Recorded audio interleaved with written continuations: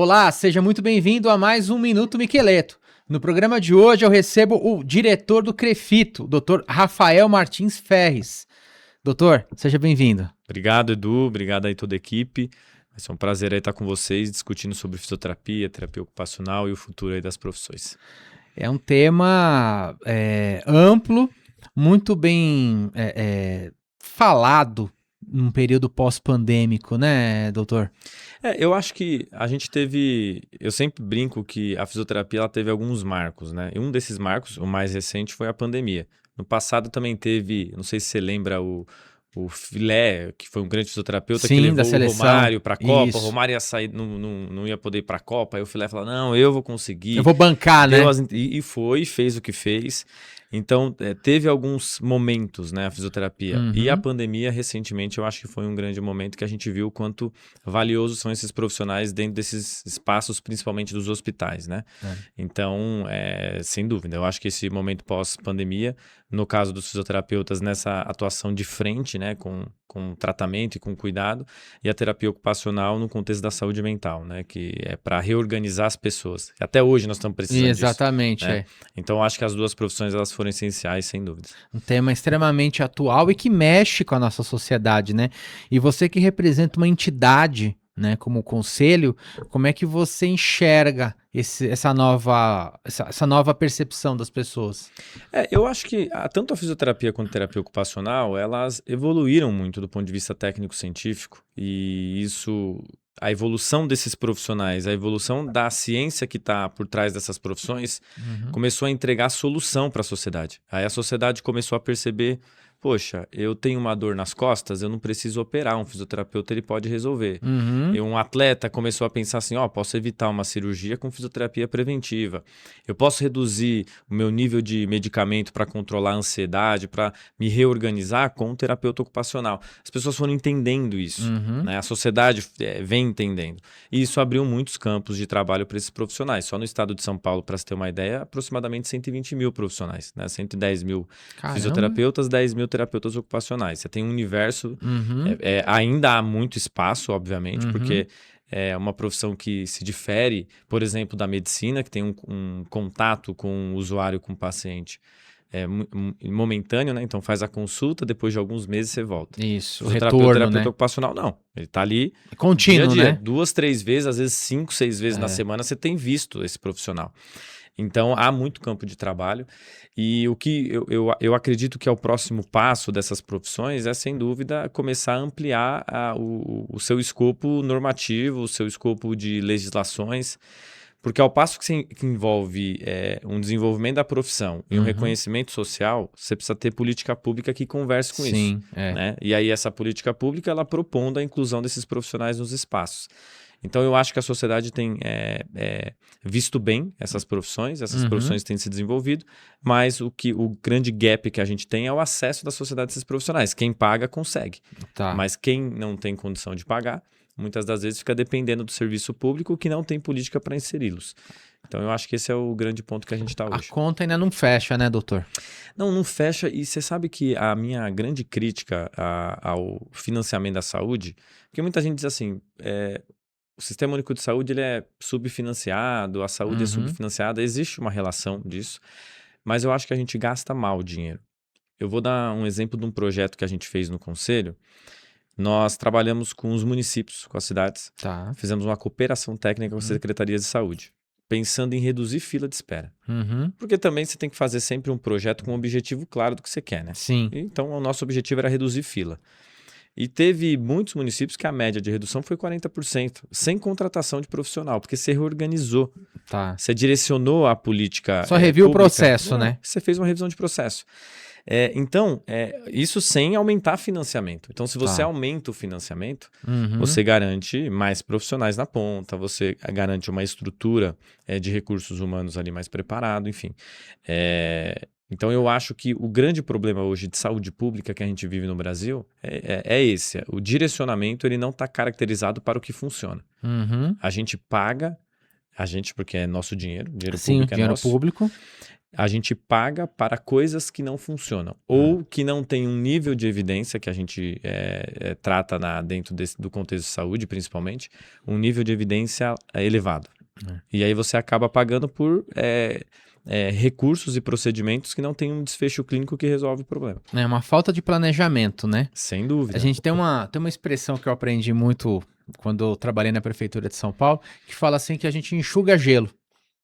Então nós temos que parar de ficar enxugando gelo, né, doutor? A gente enxuga gelo, acho que em tudo, né? Hoje, eu acho que a política ela melhorou. Uhum. Eu não sou um pessimista, não. Eu acho que a política ela melhorou. Porque, para mim, toda decisão política ela tem que estar subsidiada de dados técnicos que validem aquela decisão. Dá consistência para isso aí, né? Porque hoje, veja, o que é obrigatório para ter uma política pública? Uma decisão política. Seja a votação de uma Câmara Legislativa, seja um decreto, uma política do Poder Executivo ali. Um prefeito, um governador, criando um plano de não sei o quê. Tá. Essas decisões, elas são fáceis de serem dadas, porque você junta a maioria, ponto. Fáceis, né, no sentido figurativo aqui. Tá. Agora, você fazer uma análise de dados, você ter boas evidências que vão te subsidiar uma decisão política, isso é o mais difícil. Sim. E isso poucos gestores fazem. Uhum. Nós estamos no estado de São Paulo, e no estado de São Paulo, poucos gestores, com a minha vivência nas cidades, dos municípios, poucos gestores fazem isso. E aí a gente hoje continua tratando, por exemplo, surto de dengue no hospital. Ao invés de você ter um investimento no território, na atenção básica, com os promotores de saúde lá na base, um agente comunitário. Então, ao invés de investir nisso para prevenir o cuidado em alta complexidade, a gente continua com esse grande problema. Então, eu acho que talvez esse direcionamento, esse planejamento, como tu disses, eu acho que é o grande... É o grande filé aí que a gente pode pegar nos próximos anos. O grande desafio, né? É o grande desafio. Queria que você falasse um pouquinho pelo seguinte, você representa uma entidade de classe importante. E aí nós vemos lá um vereador, um deputado que tem aquele mandato, vamos melhorar a rua, melhorar a estrada, melhorar o acesso, enfim.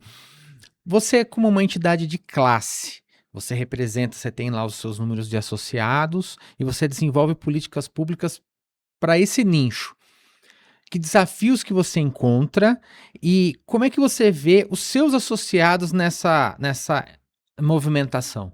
Tá, perfeito. Bom, eu primeiro, eu assumi em 2021, né, como presidente do conselho, agora faço essa transição, mas durante meus anos como presidente eu sempre priorizei a elevação da ponta. Então, porque não adianta, nós estamos aqui na Avenida Paulista, não adianta a gente pensar, eu estou no 10º andar lá no prédio do conselho, se eu ficar lá no 10º andar pensando política para o estado inteiro, ela vai ser ineficaz. Sim. Porque eu tenho que estar lá para ver qual que é a realidade. Tem que estar na ponta, né? Então a gente sempre pensou nessa conexão de construir decisões que estejam vinculadas à realidade profissional. Tá. Esse foi o ponto principal. Então, ao longo desses primeiros anos, o que nós fizemos foi um diagnóstico situacional da fisioterapia e da terapia ocupacional e propor soluções reais para esses problemas. Por exemplo, no meu início de mandato, eu percebia que um dos principais erros era prontuário. Porque você tem regras para preenchimento, prontuário, etc. O que a gente fez ao longo do tempo? Constituímos um sistema de prontuário eletrônico gratuito para o profissional. E aí a gente passou a ter poucas irregularidades nesse sentido. Ou seja, você usa uma concepção administrativa para prevenir, mitigar o risco da fiscalização, para ele não errar. Que essa é a nossa função principal, que é a fiscalização desse profissional.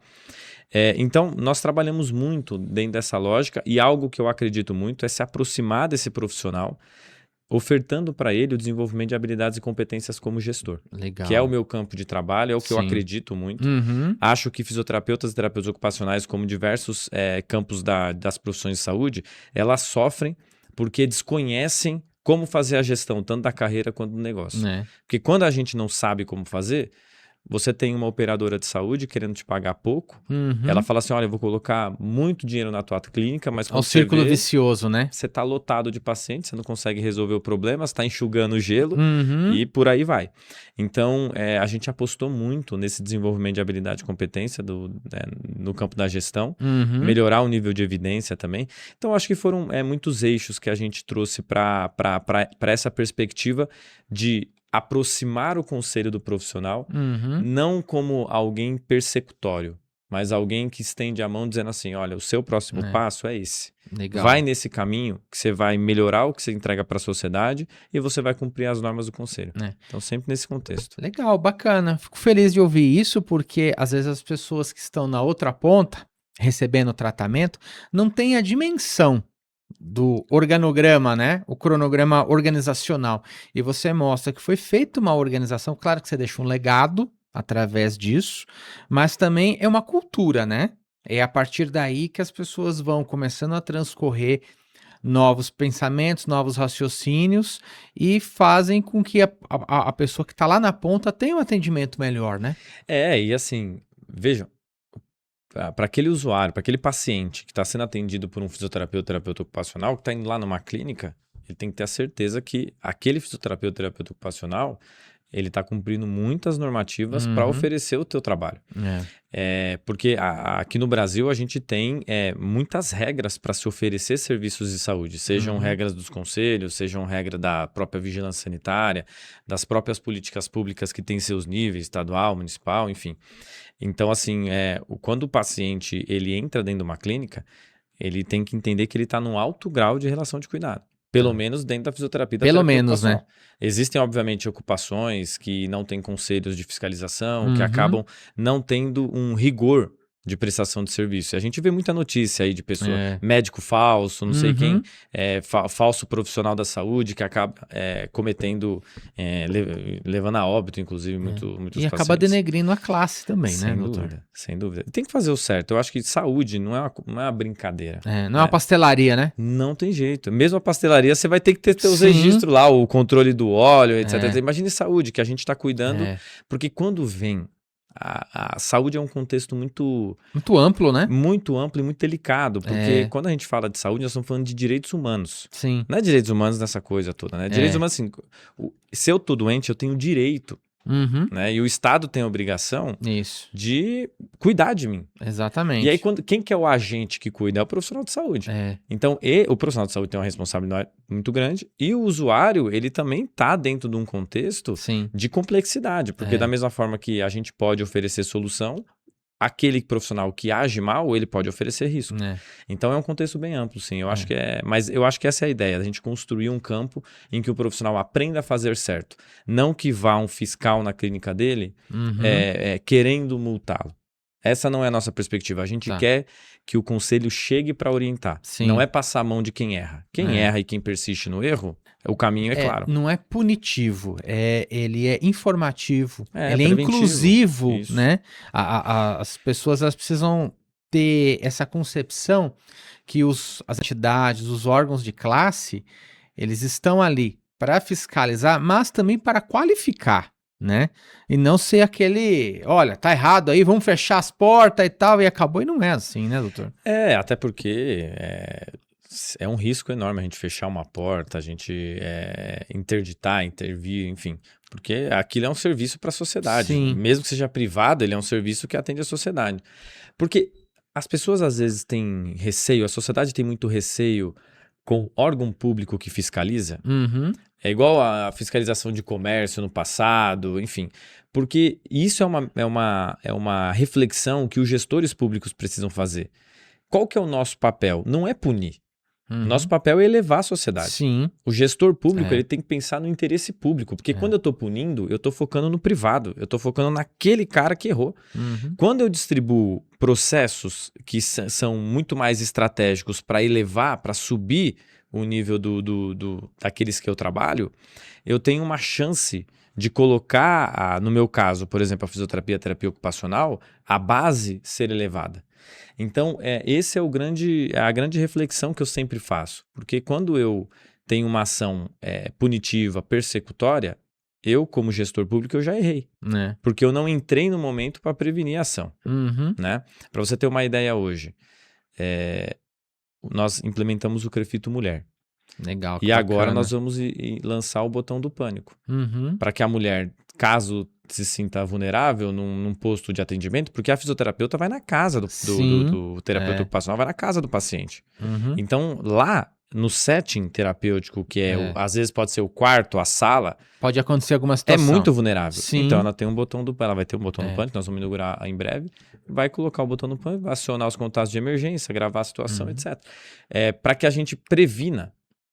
Não para que a gente tenha depois que agir num sentido que aconteceu alguma coisa. Né? Então, assim, a nossa lógica é pensando nisso. Eu não quero que o terapeuta ocupacional erre.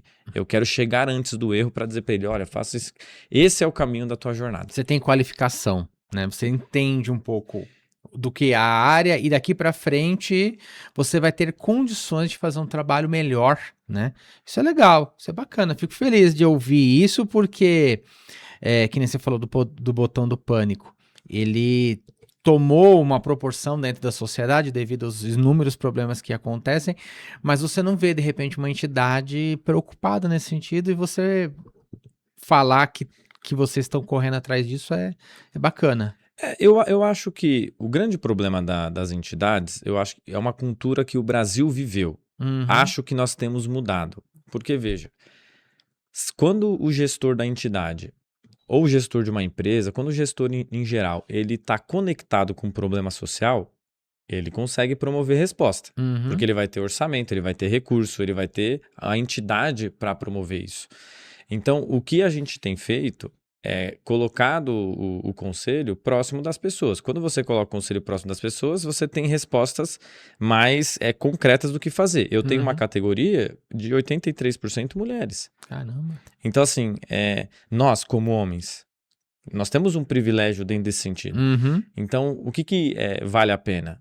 Monta-se uma estrutura em que as mulheres elas identificam quais são os problemas dentro do contexto que elas estão vivendo, né? Como profissionais, né? Que aí é o que a gente limita, etc. Aconteceu um caso, etc. Vai lá na polícia, a gente até tem a parceria, tudo isso foi estruturado com parceiros estratégicos, obviamente. Então, assim, eu acho que esse é o grande caminho para a gestão pública. É você estar no território e ouvir ou dentro da tua perspectiva de time, né? Seu time capilarizar e trazer para ti. Então, é o que a gente tem feito e tem dado muito certo. A sociedade ela tem mudado muito a sua concepção, sua maneira de agir, de pensar, devido ao grande número de profissionais que tem se formado. Hoje as pessoas têm muito mais acesso à universidade, têm acesso a cursos em EAD, então há uma qualificação maior nesse sentido. Que desafios que você enxerga no profissional de hoje que o profissional de ontem não teve? Tá. Eu acho que hoje é mais fácil. Se a gente fizer uma linha do tempo, hoje você tem uma facilidade muito grande de ser um fisioterapeuta, de ser um terapeuta ocupacional. Por quê? Ao longo do tempo, é uma profissão com menos de 60 anos. Mas você imagina, sair lá na década de 60, você sair de um curso, digamos, técnico para ser um curso superior, que era altamente dependente de outra profissão, e você passar por regime de exceção, ditadura no Brasil, antes de ter um sistema único, porque hoje nós temos um sistema único de saúde, que facilita... Dá o acesso aí, né? Dificilmente você tem uma cidade que não tenha um fisioterapeuta, terapeuta ocupacional é mais difícil, às vezes acontece porque não tem tantos profissionais. Porque o SUS, ele possibilitou isso. Depois você vem o fortalecimento dos conselhos, garantindo prerrogativas, defendendo esses profissionais. Então eu acho que hoje, em 2026, você tem uma facilidade. O que hoje é mais complexo? Antigamente, o fisioterapeuta, o terapeuta ocupacional, o profissional da saúde, ele tinha muito menos obrigações acessórias. Hoje ele tem muito mais. Por exemplo, eu não posso divulgar um paciente sem um termo de consentimento, eu não posso tocar no paciente sem um termo de consentimento. Para eu ter minha clínica, eu tenho várias normas sanitárias de conselho, que ao longo do tempo, se a gente for para trás, lá no fundão do tempo, não tinha. Hoje tem. Então eu acho que o desafio é você entender tudo aquilo que te cerca. Você saber fazer a gestão, porque hoje, só para você ter uma ideia, dos 120 mil profissionais que eu tenho, 25 mil serviços, clínicas e consultórios. Então é uma profissão muito empreendedora. Então é uma profissão que vai para campo, que vai para a captação de cliente, que vai para a organização de mídia social, que participa de... Eu tenho muitos fisioterapeutas que vão para os podcasts, que vão para a televisão, para a rádio, que são, além de fisioterapeutas e terapeutas ocupacionais, são comunicadores, né, sociais, inclusive. Então, eu acho que hoje a profissão ela elevou o seu nível de prestação de serviço. tem mais questões obrigatórias, então você tem ali você tem um conjunto de profissionais, quase 500 mil de profissionais a nível Brasil, de certa forma te gera uma concorrência também. Esse é o desafio para o profissional.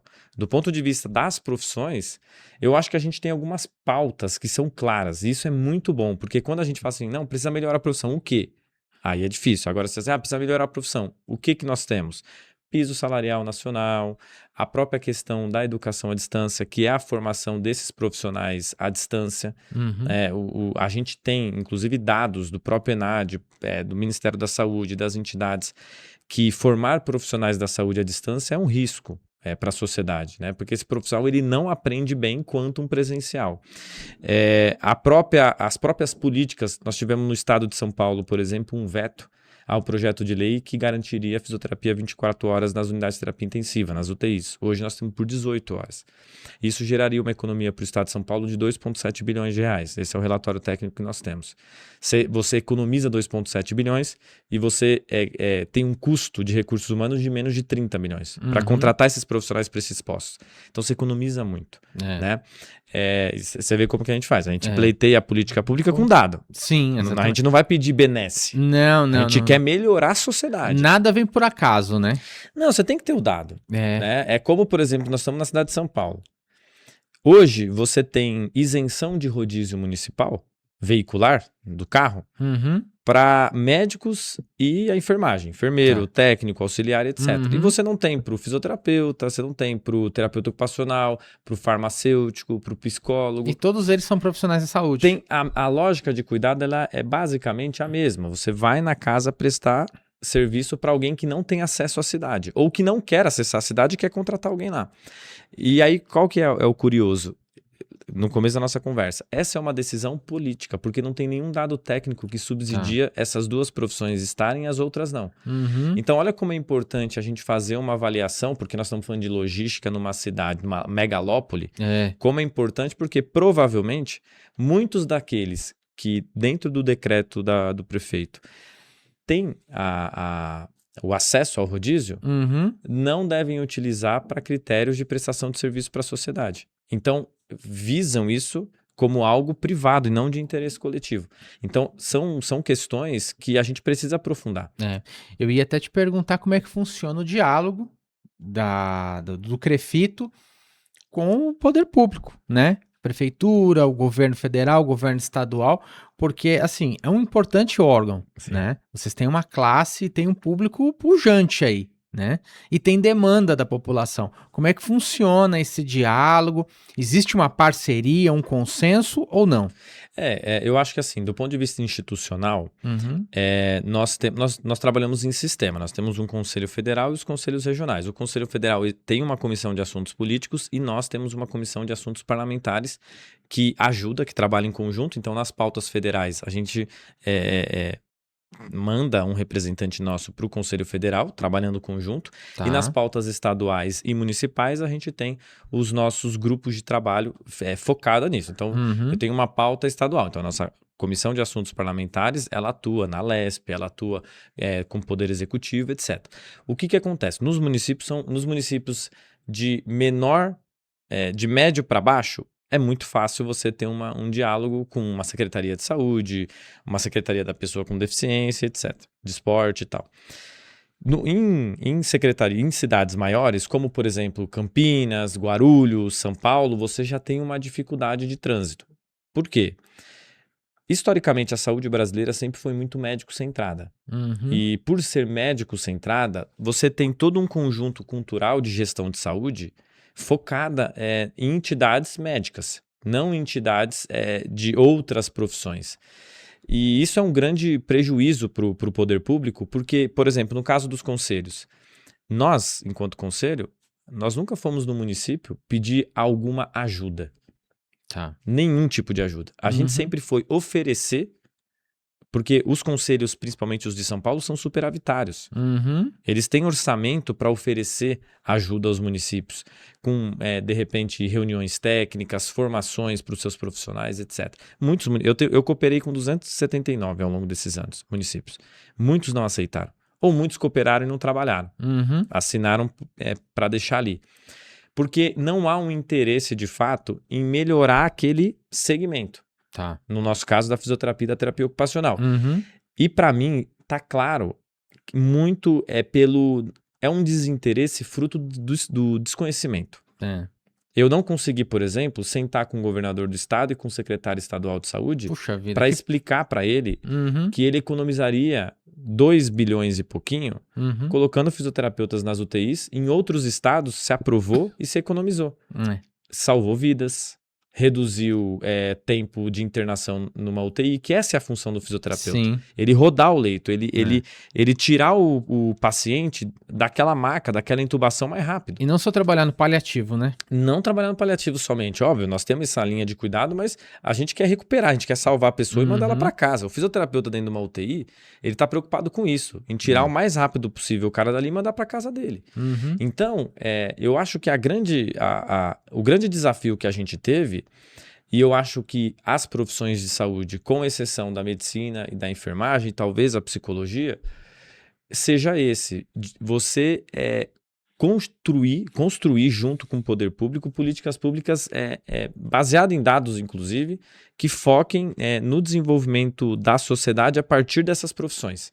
É muito visto. Se você vai em qualquer secretaria de saúde, você tem médico e enfermeiro como secretário. Uhum. É muito difícil você ter outro. Você tem raras exceções. É. E isso, eu acho que prejudica o olhar. Porque no nosso caso, por exemplo, como fisioterapeutas e terapeutas ocupacionais, Você fica em segundo plano, né? e a gente reorganiza de uma forma que não onera o município. Nós não estamos pensando em quanto medicamento vai ser utilizado, nós não estamos pensando em quantas cirurgias serão feitas.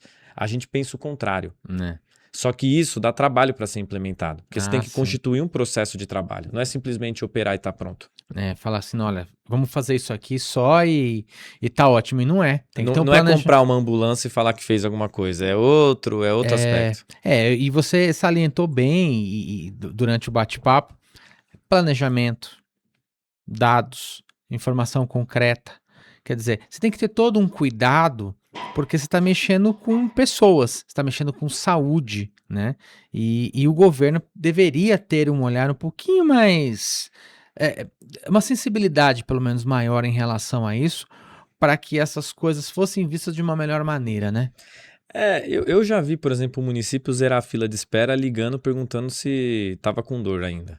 Sabe, vamos zerar a fila de espera da fisioterapia. Ô, dona Maria, a senhora tá com dor ainda? Ah, não tô mais não. Ah, então tá bom, tira a dona Maria da fila de espera.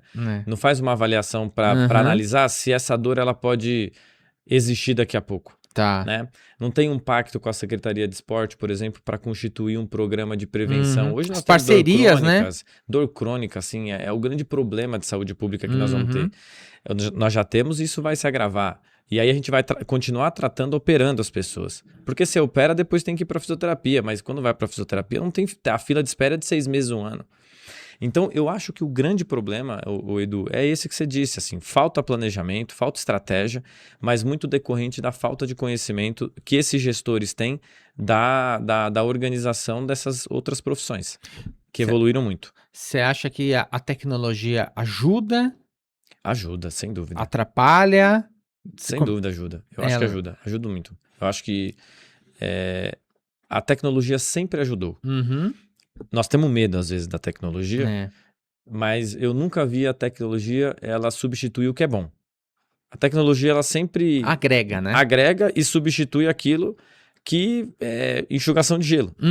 Aquilo que eu sempre brinco com os fisioterapeutas, se você faz stick puxa da perna do paciente, você vai ser substituído por uma IA rapidinho. Exatamente. Então assim, não funciona mais. Você tem que ser um profissional que entrega valor agregado, que resolve o problema do paciente. Então a tecnologia ajuda. E para você hoje fazer gestão de dados, tomada de decisão a partir de levantamentos, vamos ver na saúde, um levantamento epidemiológico, você tem que ter tecnologia envolvida.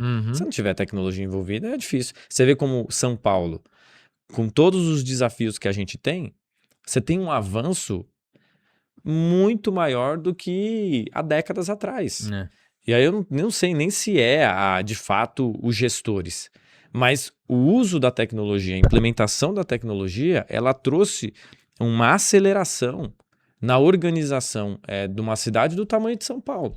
Que hoje a gente vê menos problemas de saúde do que há algumas décadas atrás. De novo, eu não estou julgando os gestores. Uhum. Eu acredito que isso seja muito pela tecnologia, não pelas tomadas de decisões somente. Óbvio que deve ter muita gente boa trabalhando, mas eu acho que a tecnologia ela foi pontual para melhorar muita coisa, que São Paulo é a cidade que eu vivo e que eu consigo Uhum. observar. Um olhar um pouquinho mais próximo, né? Nesse E sentido. de usuário, né? É. E de usuário. Queria que você entrasse numa pauta pelo seguinte: antes do programa, nós estávamos fazendo nosso bate-papo, né? E mencionamos um tema que eu acho que é extremamente importante de ser dito. As crianças que têm alguma situação, como o TEA, autismo. Eu queria que você falasse um pouquinho a respeito desse sentido, como é que a entidade realiza suas ações. Legal. Bom, a gente tem um problema de saúde pública hoje, que são as crianças com deficiência, especialmente com transtorno de espectro autista, TEA, né? E o que a gente viu nos últimos anos? A falta de trabalho, de ação do Estado, fez com que se criasse um grande contexto no terceiro setor. Quando você vai para as entidades filantrópicas, como por exemplo as APAES e outras entidades dentro desse sentido, Uhum. e essas entidades também passaram a não conseguir reter toda a demanda, e aí se criou também na lógica privada as clínicas especializadas a isso. Legal. Por quê? Houve como saúde é um direito e o Estado tem que cumprir, houve também um grande processo de judicialização que passou a financiar o tratamento dessas crianças, seja com um plano de saúde, seja a prefeitura bancando ali. E aí, nós estamos num grande momento de decidir o que nós vamos fazer. Uhum. Primeiro, é muito caro o que está sendo feito. E segundo, essas crianças precisam ser assistidas. Porque quando a gente olha para o sistema de saúde, um dos princípios é a equidade. Equidade é você tratar com o devido peso conforme a necessidade de cada pessoa. Uhum. Então, Edu, o que o CREFITO ele tem feito? Primeiro, a gente tem dialogado muito com as operadoras de saúde e com as cidades, que são os financiadores desses lugares. Né? Tá. Plano de saúde pelas judicializações, a gente viu recentemente, inclusive, o Superior Tribunal de Justiça decidindo sobre a não limitação dos atendimentos, das sessões dessas crianças. Tem muita judicialização, então a gente tenta entender esse cenário e a gente tem um projeto, que é um projeto que a gente chama de Proteger e Cuidar para as mães atípicas, para mães e profissionais. Né? Que a ideia é a gente orientar sobre os direitos da criança e do adolescente na ótica da fisioterapia e da terapia ocupacional e promover uma melhoria do acesso, até para eles entenderem quem é o profissional, qual é o profissional, porque a gente tem muito, por exemplo, exercício legal dentro desse contexto. Porque tudo que dá dinheiro no Brasil sempre tem os espertos. Então a gente tem que tomar muito cuidado. Então eu acredito que a gente vive esse momento, a gente tem enfrentado e tem ido nos municípios, a gente vai nos municípios, independente do tamanho, reunir com essas mães para fazer um diagnóstico situacional desse problema e como o CREFITO pode dialogar com o poder público para tentar melhorar esse acesso da fisioterapia e da terapia ocupacional. E dentro desse, só para um recorte, para a gente refletir enquanto sociedade, né? Porque por muito tempo essas crianças elas ficavam dentro de casa, sem uma avaliação de que nós, enquanto sociedade, nós temos que abraçar isso. Porque não é porque existe uma pessoa com deficiência que ela não mereça ser incluída na cidade, não mereça não ter acesso à cidade. Então, o poder público, as entidades, elas precisam agir para que a gente possa incluí-las. E dentro desse sentido de equidade, promover ações concretas para trazê-las para o meio. Então é isso que a gente tenta como conselho fazer. E nunca se falou tanto desse assunto, né? Tem tido um crescimento gigantesco. Aqui em São Paulo a gente vê os centros TEA, né, que a prefeitura tem inaugurado na cidade, inaugurou um ali na Zona Norte muito bacana, mas esse assunto tem tomado uma proporção gigantesca. E é legal ver que o órgão tem essa visão, né, do todo e que luta por políticas públicas, né? A minha crítica só a esses contextos, Edu, é que eu acho que precisa ser uma política pública muito mais ampliada e para além do diagnóstico. Porque, veja, o diagnóstico ele tá dado, não adianta você ter um centro TEA que você investiu milhões ou bilhões e querer pagar R$ 1.500 para um profissional ir lá trabalhar e resolver o problema. Uhum. Ou você construir um centro TEA no centro de São Paulo, por exemplo, e esperar que uma mãe de Marcilac, de Itaquera, É isso. venha até esse lugar. Essa mãe, ela recebe muitas das vezes, está vivendo de um LOAS, de um programa social, ela não tem condição nem de ter acesso à cidade. Então não tem política pública nem para a família. É. Então, o momento que a gente está hoje é de fazer uma discussão um pouco mais séria e aprofundada disso. Porque o que tem de vereador, de ideia, de construir centro TEA, achando que isso vai resolver o problema não é só o atendimento. O problema ele é um contexto muito social também. É.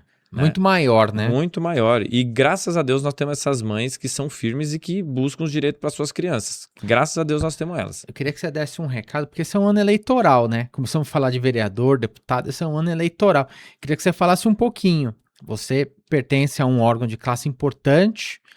Como é que funciona o posicionamento da entidade de classe, até para orientar as pessoas dentro do segmento? Eu acho que, do ponto de vista institucional, a gente defende uma agenda propositiva à fisioterapia e terapia ocupacional, não somente num contexto para o profissional, mas também para aquilo que a gente pode fazer pela sociedade. Dentro de uma análise particular minha, eu acho que a gente tem que ter um comprometimento e uma organização de juntar pessoas capacitadas para resolver esses problemas. Uhum. Então, sempre nesses recortes eleitorais, a gente tem um oportunismo, a gente tem um discurso, uma narrativa de solução e a solução nunca chega. Então, eu acho que a gente tem que ter um pouco de senso crítico e passar a escolher projeto ao invés de gente, né? Eu acho que as pessoas elas precisam estar subsidiadas de projetos para uma agenda Brasil, sabe? Sim. O que a gente quer daqui 30 anos? Não dá para pensar o Brasil, não dá para pensar São Paulo, o Campinas, para daqui 4 anos. Não existe isso. Não. Né? Isso aí é pensar que nós estamos na Europa estando no Brasil, né? Exatamente. Tem que ter uma visão a curto e longo prazo. Sem dúvida. Né? Fazer as coisas acontecerem, mas principalmente mudar a visão e a maneira que as pessoas pensam sobre, né? Porque as profissões elas foram tendo um grau de importância, não que elas não tivessem antigamente, elas sempre tiveram, mas com o aumento da população, há um aumento de problemas, há um aumento de soluções, como nós estamos falando aqui o caso do autismo, né? É isso aí. Eu Então acho as que é dentro coisas desse contexto. vão tendo uma pluralidade aí nos assuntos. Mas muito bom, você tem uma linha muito boa também, já dá para ter um título honorário lá no conselho, já tá falando de fisioterapia e terapia ocupacional. Legal, muito bem. Obrigado, doutor. Antes da gente encerrar, vamos pro quadro Tiro Curto, Jogo Rápido. Bora. Tá? Porque o programa foi muito bom, leve, gostoso. Muito Eu bom acho mesmo. que quem assistiu e tá assistindo tem uma impressão que ele está sendo bem representado. E de repente, quem não é da área, viu um perfil de um profissional bacana, poxa, empreendedor, um cara com uma visão de futuro, de mercado, isso é muito legal, tá? Antes de tudo, parabéns. Muito obrigado. Tá bom? Doutor, uma palavra que define a sua gestão. Acho que proximidade. O maior desafio da fisioterapia hoje? A luta contra o ensino à distância. Um conselho rápido para quem está começando na profissão. Estude gestão. Legal, que você salientou bastante. E eu acho que a gestão, só pulando um pouquinho, a gestão ela acaba fazendo parte de todas as profissões e esse profissional moderno, podemos dizer assim, isso ele mesmo. precisa entender as mudanças do mundo. Né? Não é aquela época romântica que nós vivíamos, né? E hoje nós temos um mercado muito mais competitivo, mas também qualificado, né? Sem dúvida. Muito legal. Tecnologia na saúde, ela é uma aliada ou ela é um desafio? Extremamente um aliado. Eu acho que para tudo, né? Sim, com certeza. certeza. Que as pessoas fazem um julgamento superficial, né? É um desafio para quem não se aprofunda, né? Porque gestão é isso, é você saber que você precisa de método para resolver o próximo problema. Se o próximo problema é a tecnologia, enfrentar como um desafio de gestão, ok. Agora, recusar a conviver com isso no futuro ficar vencido, né? Ficar velho, porque velho não é idade, né? Velho é aquilo que está fora do tempo. Exatamente. Então a gente tem que tomar muito cuidado. E um objetivo que você tem até o final da sua gestão? Se eu pudesse definir um objetivo, eu acredito que seja a garantia de pelo menos 3 leis, né? Piso salarial nacional, fisioterapia 24 horas no estado de São Paulo e acabar com a formação de profissionais da saúde à distância. Legal, obrigado. Tomara que você tenha êxito Deus nas suas quiser. ações aí, mas você é muito jovem, aí vai ter um longo caminho pela frente Muito obrigado. e vão vir diversas mandatos para que você possa desenvolver seus trabalhos, tá bom? Vamos lá. Obrigado Sucesso. pelo convite, Edu. Obrigado, Rafael, um abraço, viu? E para você que curtiu o nosso programa, compartilhe o nosso conteúdo e até a próxima.